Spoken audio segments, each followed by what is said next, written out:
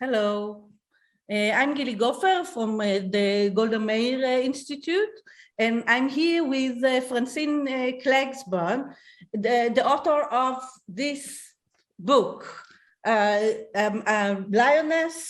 Golda Meir, and the Nation of Israel. As you can see, it's a heavy book, but it's not heavy just in his weight. It's a very rich book about the life and action of Israeli fourth Prime Minister Golda Meir. So, and thank you for joining us and talking to us about this book, which is very interesting. And I told Francine before, and I will say it again. I'm envious of you because you read this exciting materials about Meir, about Golda, her letters, her minutes, and other things. And this book is so rich and so elaborate and interesting. So thank you very much for the book. And so I will start with the, I think, obvious question from the beginning. Why did you decide to write this biography? I have to be honest, it wasn't totally my decision. The editor of the book at Shachen Books asked me to write it.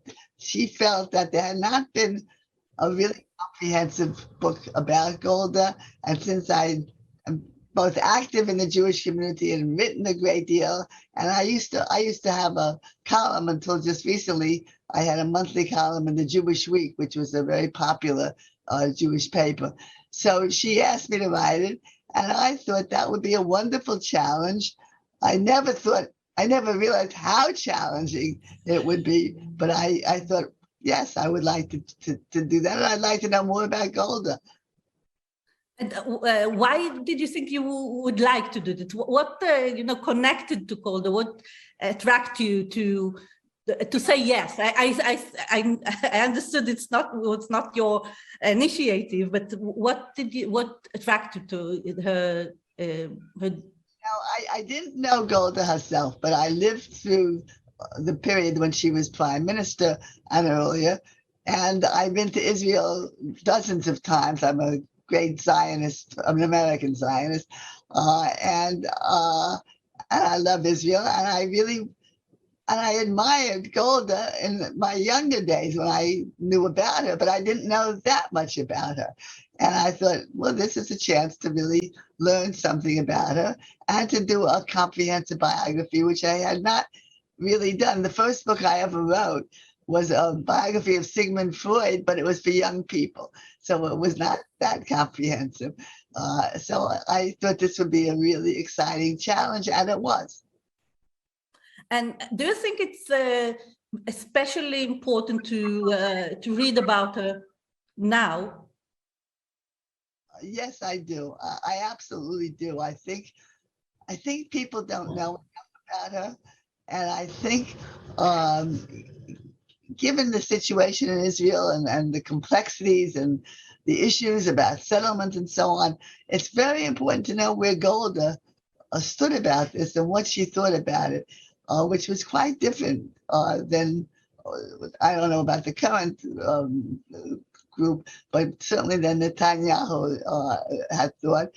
And, Golda never wanted, if we get a little bit off the subject here, but Golda did not want to settle or have settlements in very populated Arab areas. She really felt that it was not good for Israel. She was not concerned so much about the Arabs, but that was not good for Israel. She wanted settlements, and she saw them as important for defense, not for expansion of the country necessarily.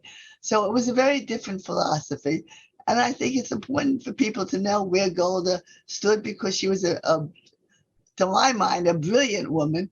An influential woman, and somebody that people should know her thinking, because not enough people know it today.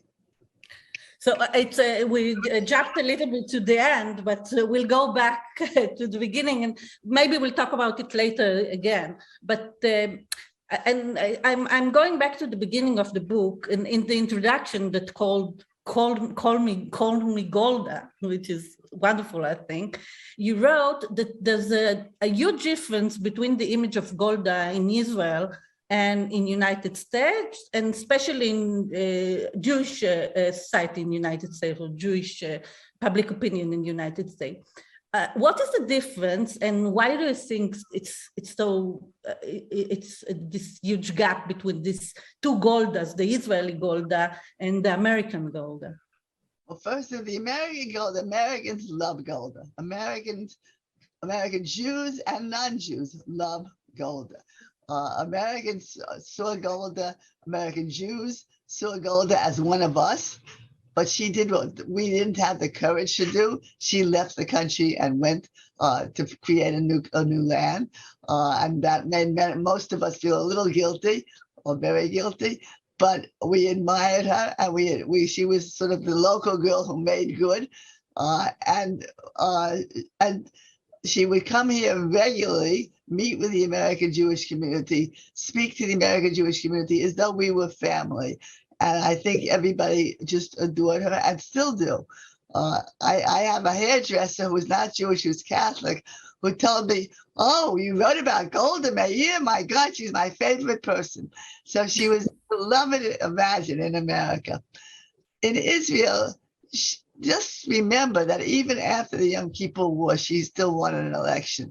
She was really very much admired in Israel for a very long time. And then after the Yom Kippur War, and I'd say even later than that, people who had worked with her, men who had worked with her and had their grievances, people who were still, suffering and pained by the Yom Kippur War, looked back and turned and blamed her, I think, in many ways unfairly. Not that this book is a hagiography, not that I think everything she did was wonderful, but I think she was unfairly blamed. I think in Israel, some of those people who spoke negatively about her and wrote negatively about her, that idea became widespread. And as I say, the Yom Kippur War turned people against her. And it's taken a very long time. I do hope, and I think it is changing in Israel as well. I think as more information gets out about the Yom Kippur War and about Golda, I think people in Israel will start appreciating her also. And I will say this, I think young people in Israel, or certainly young women, I think, have begun to appreciate her. I have found when I've gone to Israel, and I've said I was working on a biography of Golda Meir, every shop that I went into, whenever I met a young shopkeeper, a young woman studying in school, the answer was always, "Oh, really? She's my ideal." So I'm hoping that her image in Israel will change. I think so too. I think the image of Golda is not the same it was even 10 years ago. And it's not about new knowledge about Yom Kippur, because she was not just prime minister. She's done a lot of things before that as a leader of the labor movement, as a labor minister, and then as a foreign minister. And I think it's important too. We all see it through the Yom Kippur lens, but it's much more than that. And your book is bringing us all that. And I want to ask about her American. It's now 100 years to her Aliyah, immigration. And you're writing a lot about this voyage to Israel, which was very eventful and hard, but in a minute I will ask about that. But the second chapter in the book is called An American Girl. And I wanted to ask, what do you think is American about, what is this American girl? What was her American experience as a girl? I'm glad you asked that, because there was a perception that she lived in a ghetto, and she did, in a way, a Jewish ghetto in Milwaukee, and therefore had no contact was the same kind of shtetl, in a sense, Jewish life as the Jews had in Kiev and Pinsk and so on. But I didn't find that to be true, because although she lived in that kind of a ghetto, she was exposed. Milwaukee was a socialist city at that time. There were people standing on soapboxes on the corner every week. She couldn't have missed that. She was exposed to all of that. She went to a school there that was not only for Jews.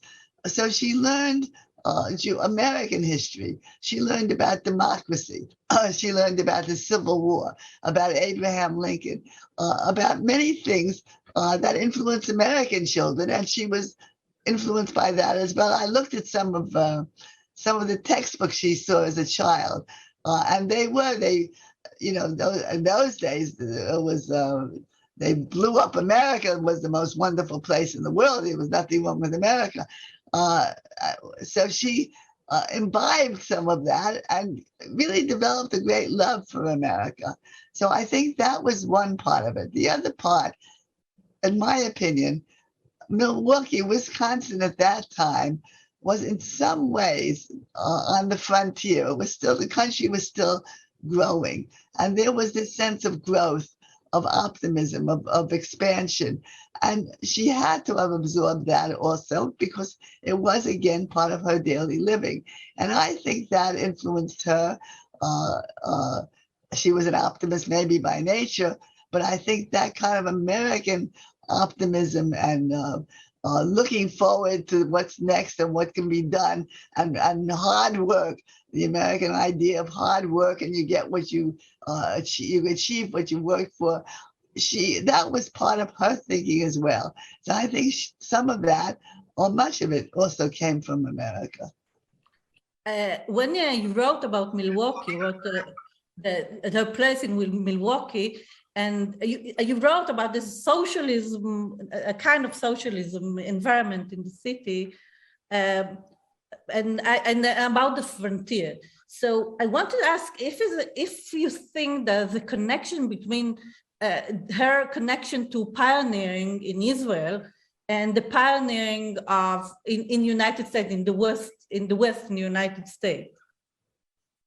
I think there might be some connection. I don't want to push it too far, because that would not be true. She had joined the Polei Zion, which was a socialist party, and had a pioneering in its thinking. But I think she was encouraged by the pioneering atmosphere she lived in, and by the openness. If you lived in New York, it was tenements, it was dark. There were big buildings. You never saw. My parents came to New York around that time. My father, anyway, around that same time. You never saw green. You never saw a park. She saw those things. So she saw that openness. She saw the possibilities. Not that they lived well. They were very poor, but they lived in houses. They had a backyard. They had things that you didn't have in New York. And I do think, to some extent, that influenced her. I can't say, had she lived in New York, she wouldn't have been who she was. I could not say that. But I think it encouraged her, or the atmosphere encouraged her. But you wrote in the book, she's not a typical Jewish, American Jewish girl, because she's not from New York and not even from Chicago or LA or something, or one of the big cities. It's something special that this specific family went to Milwaukee and not to the one of the American shtetls. Right. So, well, yes, because her father, that was her father's doing, which I think is incredible. He was just part of a group, the Jews in New York particularly. There were organizations that were trying to spread the Jews out from away from New York and Chicago and Boston, those big cities, and have the Jews spread out throughout the country. Part of it was they didn't want the German Jews who were here first, were very helpful. They took care of the East European Jews. but they didn't want too many of them congregating in one place. It sort of embarrassed them. The German Jews had already become assimilated. So they were encouraging organizations and Jews to spread out. For the most part, it did not work, but it worked with her father, and he went to Milwaukee, of all places. And as it turned out, there was a Jewish community in Milwaukee. So that was a very different kind of experience. And as I say, I think a very positive one. So before I'm going to her Aliyah, I wanted to ask, what do you think, what stayed in her life, or what remained in her life from this American girl? In what way she was an American girl as a grown-up, as a leader, and so on? That's a wonderful question. For one thing, she loved chocolate ice cream that she would sit in coffee shops. Okay. In fact, the owner of Haagen-Dazs ice cream said they once packed her plane with ice and the ice cream in it, but that's just an aside. For one thing, she went back to America almost every year except for the war years. She loved being in America. She had criticisms, and particularly criticisms of young people, and we could talk about that. But she loved being here. She loved shopping in Macy's, which is a very big department store, still is, in New York. So she spoke English beautifully. She didn't speak Hebrew perfectly. She spoke probably better English than she spoke Hebrew, I'm not sure. Spoke Yiddish best of all. But so I think, and she always admired the democracy of America, and she always admired or tried to strengthen the relationship, as she did, between Israel and America, because she knew that was so important. And she knew from her growing up years how important America was. So I think there's a piece of that American girl was always in her. And she loved the American Jewish community. She was very disappointed in the American Jewish community that did not make Aliyah. And she was always saying to them, I didn't use this, but I have a tape and a written text of her speaking to a group at the 92nd Street Y, which is a big place in New York. I have her speaking to them and saying, explain to me, why didn't you want to make Aliyah? So she was very disappointed in the American Jewish community because of that. On the other hand, she felt very warm and comfortable with that community. And not long before she died, she appeared in America and spoke to the community. People say it was like her farewell to them, and they felt so close to her and she to them. So I think there was always a little piece of that American girl in her. I want to ask you, you said she was disappointed with Jews in America, they didn't make Aliyah, but she knew the importance of the Jewish voice of America, didn't she? Yes. Isn't it a kind of contradiction? It is. She leaned on the Jews of America all her life. She was in America in the early 30s as a secretary of Pioneer Women. And then as after that, in 48 and 47 and 48, and raise a lot of money, isn't it a contradiction between this disappointment and this importance of? Yes, you're absolutely right, Gili. And I think that goes on until this very day, frankly. There was always, the Israeli leaders have been disappointed that there were not more Americans making Aliyah. On the other hand, Golda in particular, certainly, you're absolutely right, counted on American money, American Jewish money. That's why she came every year. Money and power, not just money, I think. Yes, absolutely. Money and power. And that was why she came every year. She spoke to every organization. Hadassah, which was a very powerful was becoming, not quite yet, but was really becoming very powerful women's Zionist organization. She spoke to them. That was a Zionist group, but they weren't making, for most of them, were not making Aliyah. So you're right, it was a contradiction, but she lived with that contradiction. She wanted it both ways, let's put it that way. As we were saying, she made Aliyah in 1921, in the summer of 1921. And she was unique in that, because there was never a lot of immigration, Jews that immigrated from United States to Israel. Right. And what happened there? Because it's unique. It's not the rule.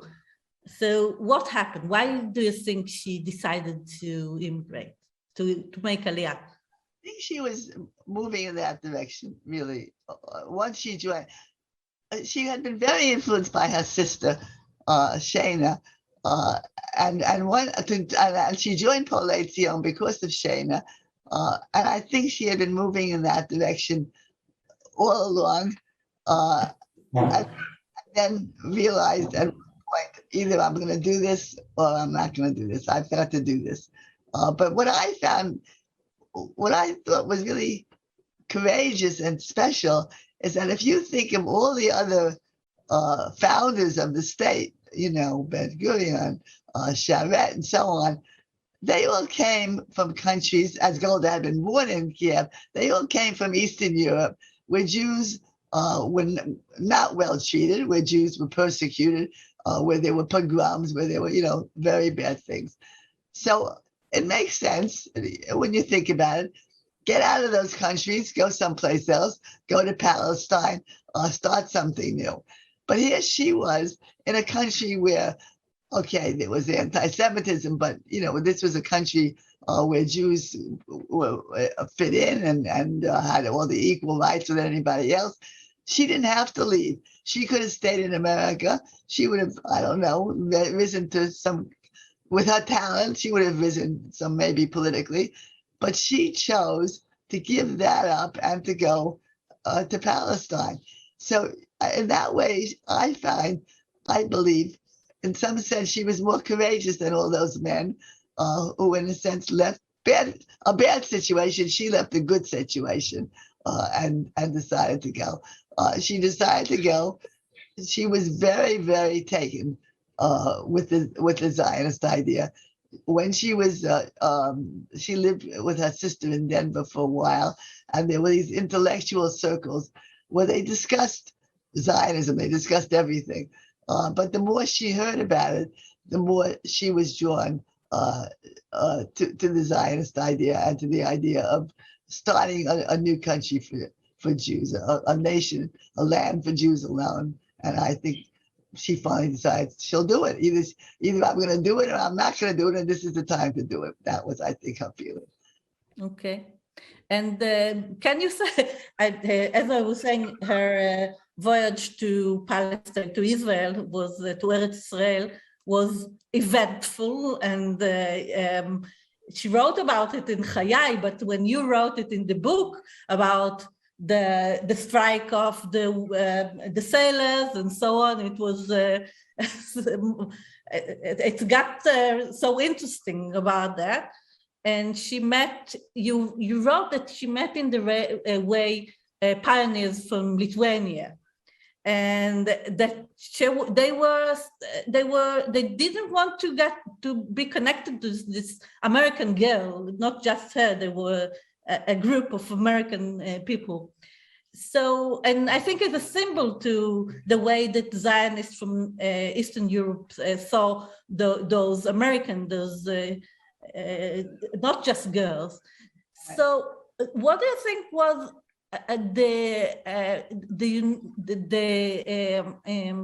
the burden of being American in Zionist Israel? Well, there was, when she first came to Merchavia, many of those settlers themselves had come from American backgrounds. They looked down on her. Oh, yeah, a spoiled American girl. What is she going to do? She going to know how to work in the field? Was she going to dirty her hands? And she proved herself. She felt she had to prove herself to them as an American girl can. Yes, she can work. She worked so her hands that she can barely move her fingers. Worked harder than anybody else because they did see Americans as sort of spoiled. Not the real thing. What did they know? The Lithuanians on the ship also, they saw themselves as they were the pioneers. And what do these people know? They're coming from a land of plenty. What do they know about deprivation and working hard? And she felt she had to prove herself, and she did. In a big way. Big way. I just would like to say, before we end, I do want to make it clear, much later, that she did strengthen the relationship between the United States and Israel in ways that nobody before her, and maybe nobody after her, did.